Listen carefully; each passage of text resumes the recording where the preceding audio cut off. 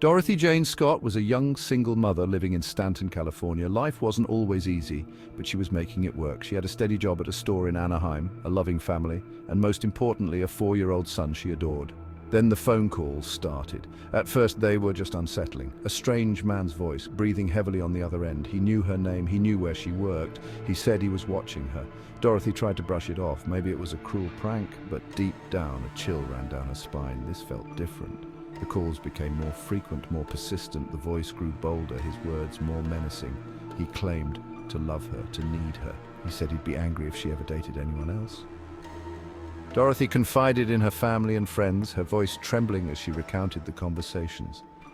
They urged her to go to the police, but she hesitated. What if it was just some harmless crank caller? She didn't want to overreact. Still, the calls weighed heavily on her mind, casting a dark cloud over her days. The fear was always there, lurking just beneath the surface. Each phone call chipped away at Dorothy's sense of security. The man seemed to know her routine, describing her movements with eerie accuracy. He'd tell her details about her day, things he couldn't possibly know unless he was watching her. The realization sent shivers down her spine. Was he following her? Was he always nearby, hidden in the shadows? The thought was terrifying. Dorothy tried changing her routine, taking different routes home, but the calls continued. The stalker always seemed to know where she was. One day, the voice on the other end of the line uttered a sentence that chilled Dorothy to the bone. "I know you went to the hospital to see your son." Dorothy's heart skipped a beat. It was true. Her son had been slightly injured in a fall, and she'd taken him to the emergency room. But how could this man know that? She hadn't told anyone at work. The police were still hesitant to take action. Without any concrete evidence, they treated it as a nuisance rather than a credible threat. But Dorothy knew deep in her gut that something was deeply wrong. This was more than just a prank. This was obsession. The line between nuisance and terror blurred completely one evening in May 1980. Dorothy left work to find a chilling message waiting for her in the parking lot. On the windshield of her car lay a single withered red rose. It wasn't just the rose that terrified her. It was the note attached to it. The note, scrawled in shaky handwriting, sent a wave of nausea through her. "I love you. I'll be watching you." It was signed simply, "Your admirer." Dorothy's blood ran cold. This wasn't just a voice on the phone anymore. This was real. This person was close. This incident, more than any of the phone calls, pushed Dorothy to finally report the harassment to the police. She handed them the note, her hands trembling as they examined it for fingerprints. They questioned her about anyone who might be targeting her, anyone who might harbor an unhealthy obsession. Dorothy racked her brain, desperately trying to think of anyone who might be capable of such disturbing behavior. There was one man, a co-worker she had briefly dated, but she couldn't imagine him doing something like this. August 28, 1980 began like any other day for Dorothy. She went to work, her mind preoccupied with the ever-present fear that followed her like a shadow. But that day, a different kind of worry consumed her thoughts. A co-worker, Conrad Bostrom, had become ill during their shift. Concerned, Dorothy offered to drive him to the hospital. She wouldn't leave a friend in need, despite the unease gnawing at her insides. Little did she know, this act of kindness would be her last. At the hospital, Dorothy stayed with Conrad until he was seen by a doctor. She assured him she'd check on him later and then left to retrieve her car from the parking lot. Witnesses later reported seeing a car matching Dorothy's speeding away from the hospital, its tires screeching against the pavement. But Dorothy wasn't behind the wheel. She had vanished, leaving behind only a chilling mystery and a void of unanswered questions. Her purse, with all her belongings still inside, was found in the hospital waiting room. Her car keys were gone, and Dorothy was never seen alive again. Section 5. A frantic search. The disappearance of Dorothy Jane Scott sent shockwaves through the community. Her family and friends were frantic with worry, clinging to the hope that she was still alive, that she would somehow find her way back to them.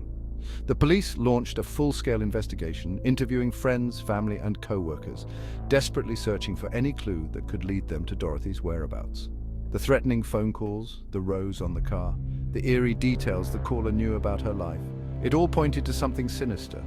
Days turned into weeks, and weeks stretched into months. But there was still no sign of Dorothy. The leads ran cold, the tips dwindled, and the hope that had once burned brightly began to flicker and fade.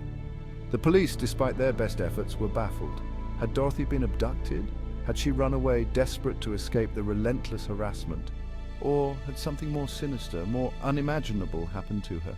The questions hung heavy in the air, a constant reminder of the young mother who had vanished without a trace. Section 6. Years of Silence. As the months turned into years, the mystery surrounding Dorothy's disappearance deepened. The case grew cold, the trail went icy, and the once intense media spotlight faded away. But for Dorothy's family, the pain remained as raw as ever. They clung to the memory of her infectious laugh, her unwavering love for her son, the way her eyes sparkled with mischief. They refused to let her be forgotten. The lack of answers gnawed at them. They replayed Dorothy's last days over and over in their minds, searching for any detail, any overlooked clue that might shed light on her fate. Had she recognized the driver of the car that sped away from the hospital? Had she gone willingly, or had she been taken by force? The questions haunted them, a constant reminder of the void left by her absence. Years passed, seasons changed, but the ache in their hearts remained, a testament to a love that even death couldn't extinguish. Section 7. A gruesome discovery.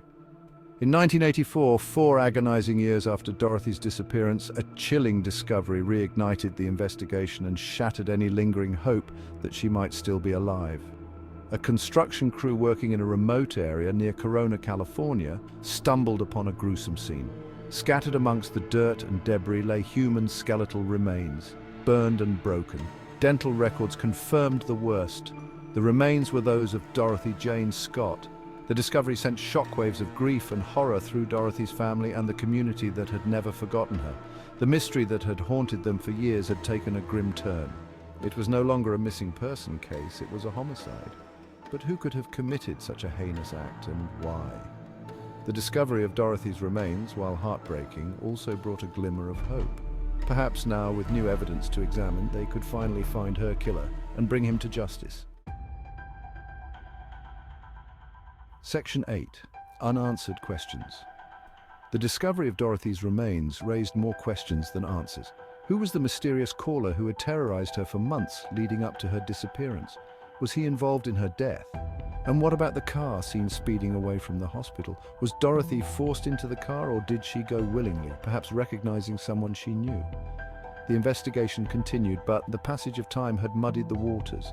Witnesses' memories had faded, potential leads had gone cold, and the trail that might have led to Dorothy's killer had grown colder with each passing year.